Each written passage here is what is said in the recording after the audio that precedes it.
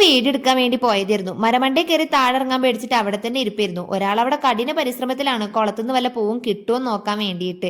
എന്നെ വിളിച്ചതാ, ഞാൻ പോയിട്ടില്ല. പോയി മൂട്ടുകരി ചവിട്ടെടുക്കാനാ തോന്നിയത്. പിന്നെ അരിച്ചു വേണ്ട, വീണാൽ കെട്ടിപ്പിടിച്ചെടുക്കാൻ ഞാൻ തന്നെ പോവേണ്ടി വരും.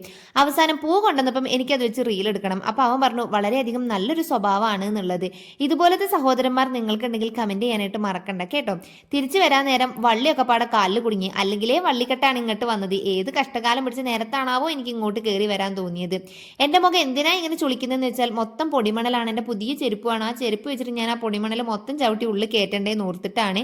എന്നാലും കഷ്ടപ്പെട്ട് ഞാൻ പോയി. രണ്ടാമതൊരു കാര്യം എന്ന് വെച്ചാൽ അതൊരു കയറ്റമാണ്. അവിടെ ആണെങ്കിൽ ഏണിയുമില്ല, കോണിയുമില്ല, വള്ളിയുമില്ല, കൊമ്പുമില്ല, ഒന്നുമില്ല.